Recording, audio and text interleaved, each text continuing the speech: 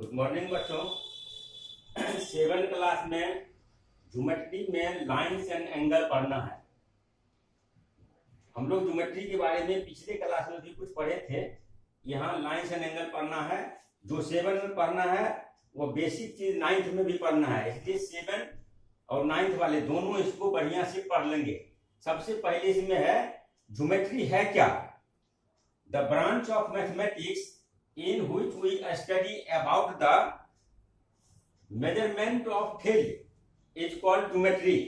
यानी ये फील्ड का मेजरमेंट होता है ज्योमेट्री में, और उसमें हम लोग सबसे पहले बेसिक पॉइंट पर चलेंगे, तब ज्योमेट्री में आगे बढ़ेंगे। सबसे पहला इसमें है पॉइंट। ये पॉइंट क्या है? A point is an exact location in a plane. Point किसी भी प्लेन में, किसी भी समतल सतह में एग्जैक्ट लोकेशन होता है। जैसे यहाँ पॉइंट पी है, वह इस ब्लैक बोर्ड, जो ये व्हाइट बोर्ड है, उसके राइट नॉर्थ कॉर्नर में पॉइंट पी है। ये एग्जैक्ट लोकेशन बतलाता है। उसके आगे दूसरा है लाइन। लाइन क्या है?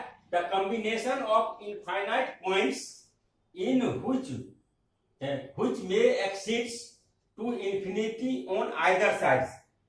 अनंत बिंदुओं के समुच्चय को लाइन कहते हैं, जो दोनों तरफ इंफिनिटी तक बढ़ाया जा सकता है। जैसे यहाँ एक लाइन है ए बी, इसको बी के आगे भी हम बढ़ा सकते हैं और ए के आगे भी बढ़ा सकते हैं, इंफिनिटी तक जा सकता है दोनों तरफ। इसलिए इस लाइन ए बी को सिंबल में इस प्रकार लिखते हैं, लाइन के ऊपर डबल एरो डाल देते हैं। दूसरा है लाइन सेगमेंट। किसी लाइन के पार्ट को लाइन सेगमेंट कहते हैं, यानी लाइन के टुकड़ा को लाइन सेगमेंट कहते हैं। और किसी लाइन को जब हम रिप्रेजेंट करते हैं तो कैपिटल लेटर में लिखते हैं, दोनों छोर पर नाम। अगर स्मॉल लेटर से लिखना चाहते हैं तो एक लाइन एक एल से लिखते हैं लाइन, और इसके पार्ट ए बी को लाइन सेगमेंट कहते हैं। इस प्रकार लाइन सेगमेंट को लिखेंगे लाइन सेगमेंट ए बी, और इसको सिंबल में लिखेंगे line segment A B. A B के ऊपर में एक लाइन का टुकड़ा डाल देंगे जिसमें एंड पॉइंट होता है, इसको लाइन सेगमेंट कहते हैं। यानी लाइन सेगमेंट में एंड पॉइंट होता है, उसको हम दोनों तरफ इंफिनिटी तक नहीं बढ़ा सकते हैं, उसका सीमित होता है, एंड पॉइंट होता है। तीसरा है ray. The part of a line which may exceeds into infinity in is called ray. Ray को हम एक ही दिशा में इंफिनिटी तक बढ़ा सकते हैं। जैसे यहाँ एक लाइन लेते हैं ए बी और उसको सी पर काट देते हैं, तो दो टुकड़ा हो जाता है सी ए और सी बी। ये रे हो गया। सी को एक की तरफ हम इंफिनिटी तक बढ़ा सकते हैं और सी बी को बी की तरफ इंफिनिटी तक बढ़ा सकते हैं, ये रे कहलाता है। उसके बाद है intersecting line. Intersecting line, that is when two lines divide each other into two unequal parts is called intersecting line। अगर दो लाइन एक दूसरे को अनइक्वल पार्ट में डिवाइड करता है तब उसको इंटरसेक्टिंग लाइन कहते हैं। जैसे यहाँ ए बी और सी डी दो लाइन है जो एक दूसरे को ओ पर इंटरसेक्ट करता है, और यहाँ AO does not equal to BO and CO does not equal to DO, ये दोनों बराबर नहीं होता है, इसलिए कहलाता है इंटरसेक्टिंग लाइन। इसलिए कह सकते हैं when two lines divide each other into two unequal parts then they are called intersecting line। दूसरा है bisecting line। when two lines divide each other into equal parts, जब इक्वल पार्ट में काटेगा, divide करेगा, तब उसको bisecting line कहेंगे। जैसे यहाँ ए बी और सी बी एक दूसरे को दो इक्वल पार्ट में काटता है, यानी AO इक्वल टू BO और CO इक्वल टू DO हो गया। ये इक्वल पार्ट में डिवाइड किया, इसलिए कहलाएगा बाइसेक्टिंग लाइन। उसके बाद एक हम पढ़ते हैं हाफ लाइन। किसी लाइन के आधा को, हाफ को हम लोग कहते हैं half line.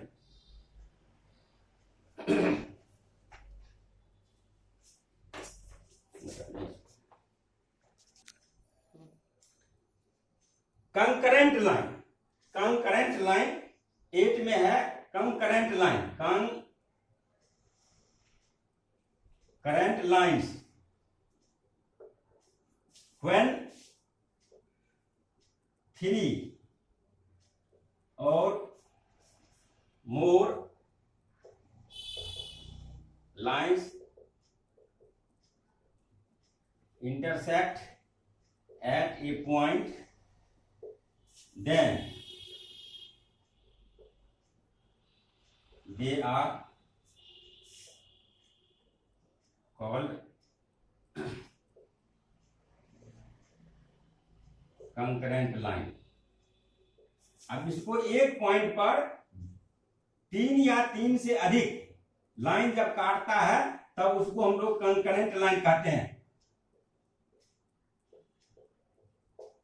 L1, L2, L3, L4 ये सभी लाइन एक दूसरे को O पॉइंट पर काटता है। चार लाइन है, 4 लाइन है, they are intersecting at a point O, therefore they are called concurrent line। और इंटरसेक्टिंग पॉइंट जो होता है उसको कहते हैं पॉइंट ऑफ कंकरेंस। ये O जो है ये कहलाता है पॉइंट ऑफ कंकरेंस। उसके बाद लेते हैं parallel line.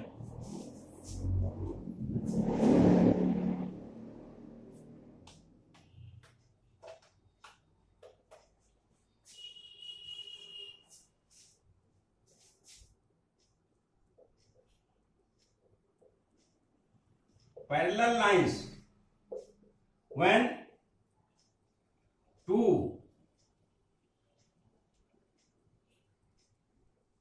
lines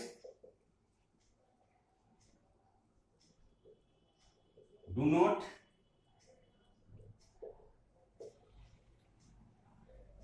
intersect each other even at infinity,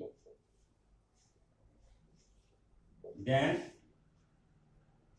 they are called parallel lines। ये दो लाइन है AB और CD, ये दोनों AB और CD are two lines which do not intersect each other even at infinity, therefore they are called parallel line। ये दोनों equidistant होता है।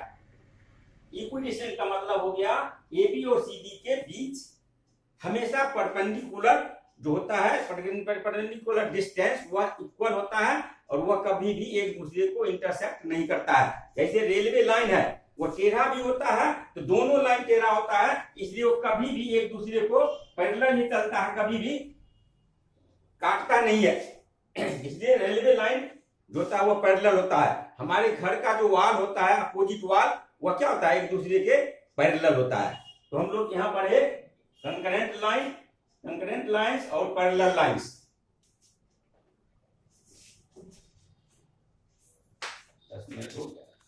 में पढ़ेंगे जो होता है ट्रांसवर्सल। ये ट्रांसवर्सल क्या होता है, नया है, लगता होगा इसको सुने ही नहीं कभी। ठीक है, जब कोई दो पैरेलल और नॉन पैरेलल लाइन को कोई तीसरी रेखा काटती है, तीसरा लाइन काटता है, जैसे हम लोग लेते हैं यहाँ पैरेलल लाइन ले लेते हैं। ये पैरेलल लाइन है AB और CD। AB and CD are two parallel line which intersected by third line EF at G and H। Two parallel line AB and CD intersected by a third line EF at G and H। This EF line is called transversal। ये दो parallel line को काटने वाले line को हम लोग कहते हैं ट्रांसवर्सल। ये नॉन पैरेलल लाइन को भी काटता है, नॉन पैरेलल लाइन के कंडीशन में भी ये काटता है। AB CD और EF और GH। ये जो हो गया पैरेलल लाइन हो गया, और यहां हो गया AB पैरेलल टू CD, और यहां हो गया AB does not parallel to CD। इसलिए कहते हैं ट्रांसवर्सल वह लाइन होता है, पेयर ऑफ लाइन होता है जो पैरेलल और नॉन पैरेलल लाइन को काटता है। तो ये EF जो हो गया ये ट्रांसवर्सल हो गया। 2 से अधिक लाइन भी ले सकते हैं, 3 लाइन भी ले सकते हैं। अब इसमें हम लोग एक इंटरसेप्ट पढ़ते हैं। ट्रांसवर्सल का वह पार्ट जो पैरेलल और नॉन पैरेलल लाइन के द्वारा काटा जाता है उसको कहते हैं इंटरसेप्ट। यहां GH जो हो गया ये इंटरसेप्ट कहलाता है। ये GH जो है ये इंटरसेप्ट हो गया, ये इंटरसेप्ट कहलाता है। थैंक्स मोर अगेन।